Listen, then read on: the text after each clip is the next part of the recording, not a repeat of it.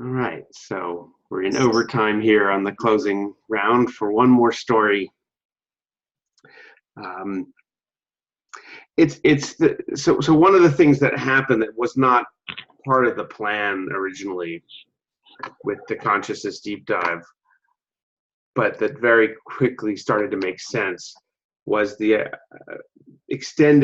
forming lots of different small groups that weren't part of the open call. So there were a set of open invitations to come onto calls, and then people were divided up into small groups, and we did that.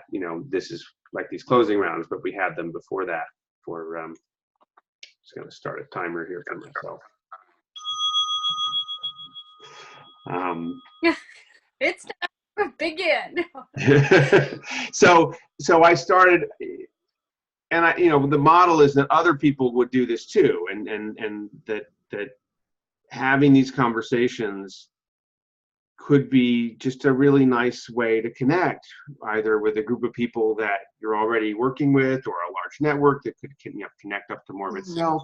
Or in the case of Occupy Cafe, we used it as a reunion, a group of us that hadn't gotten together in a long time.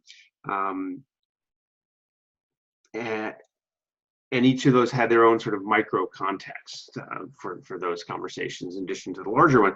And one of the ones that was really special, I guess there was an early call that Sharon Joy Kleitz was on, and some others, where we were appreciating David Isaacs and Juanita Brown, who were the creators of the World Cafe, and also Tom Atlee, who has been one of the thought leaders around group process and collective intelligence in particular. And out of that, we recorded a little message to them, appreciating them at the end of that call, and I sent it to them. And then I thought, as I'm sending them the email, I'm like, oh, let's get them together. Let's get Tom and David and Juanita together, because I bet they haven't spoken in a long time. And then I thought, who else would I like to be on that call? And there were a lot of people that could have been, including everybody that recorded in that little message. But Heather, in particular, was a perfect person, because she was on the board of Tom's nonprofit for many, many years, and also has a deep knowledge of World Cafe and is currently practicing them, and helped develop the Conversation Cafe model, which is kind of a spin-off of World Cafe. So she's, and she knows David. So we had this call with the five of us. That was just so,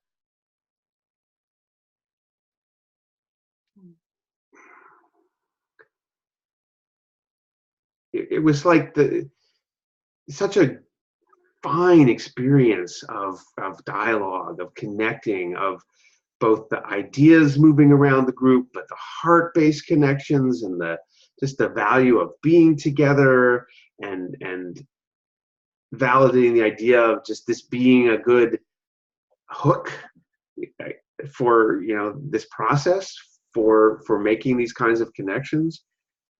I felt that it really served all of us. I was concerned about Tom. He was sharing some stuff about what a dark place he's in, looking at the state of the world and really not having any hope that we avoid a deep, deep collapse. And literally saying he's creating a bubble, an illusory bubble of fantasy, in which the work he's doing on Wise Democracy, which was at Climate Change and Consciousness, he did a workshop on it, that work could somehow be valuable, even though he doesn't believe it at all. But he lives inside this bubble, and he doesn't want his bubble popped, and he was a little resistant to some other invitations. But I felt like in showing up in this conversation, somehow we both, we all sort of both validated that, and I don't know, I just worked with that in a way that seemed really generative. So that was one element of it. There were many others. There was this wonderful moment when David, in the beginning, talked about how he nearly died. He had a bleed in his brain, a subdural hematoma. And when the surgery was successful, and his recovery, which wasn't easy, also was completed, he felt this incredible depth of gratitude, like he had never felt before. And the way he described that,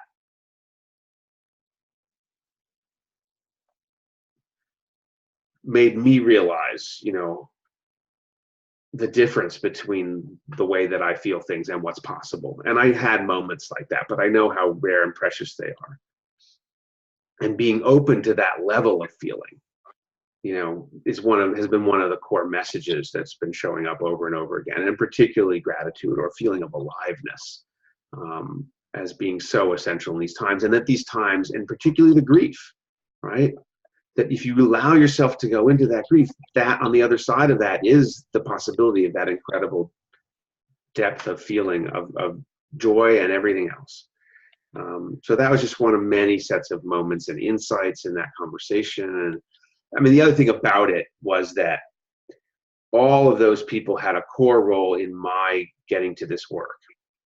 But when I started, there was a moment, there were a couple of weeks in February of 2010 when I just suddenly made these connections. Oh, there's this stuff, large group process stuff, and maybe I should learn about that.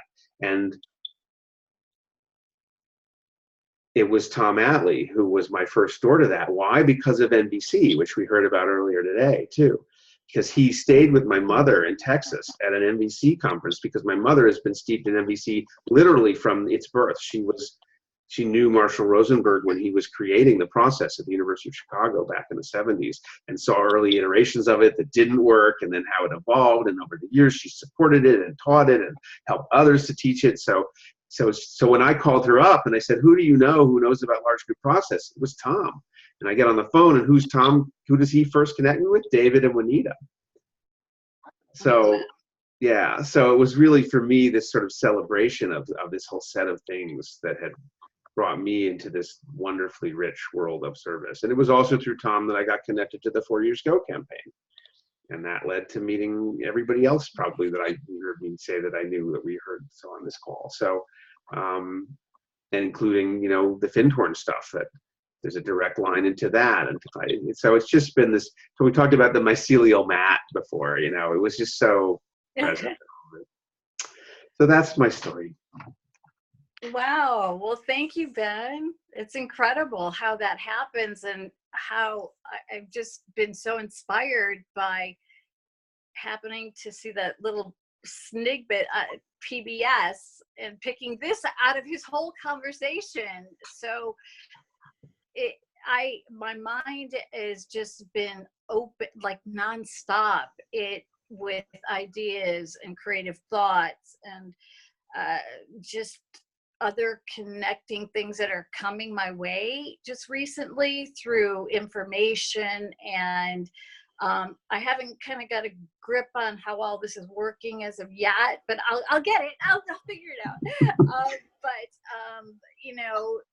Through Sharon Joy, and I'm with the Open Medicine Foundation also, which is a international group that is into epigenetics and different ideas on health and healing. And Ron Davis at Stanford, I've been working with a lot of the Stanford and Harvard professors through WAVE and technologies and ideas for healing, frequencies.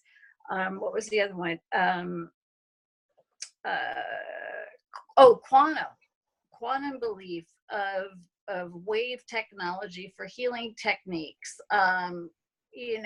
through cell divisions and, all the, so it's this whole realm through the medical field also, that they're moving in those directions. And, so there's 15 Nobel scientists in medicine involved in this research. And they all meet together. I sent it to Sharon Joy, I believe, their last meeting in Denmark, which was 3 weeks ago. It's like Narai also. I think that, can I ask?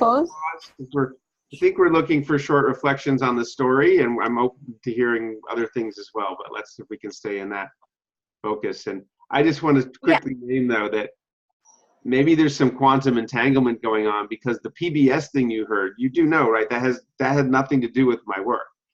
That David Brooks is also talking about, movement weaving or community weaving or whatever, and people found the movement weaving Facebook group because they thought it was his initiative. We have nothing directly to do with him, but it's in the feed, right?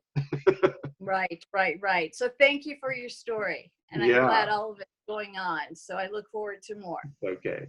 Yeah, Mariah, and maybe Mushin as well.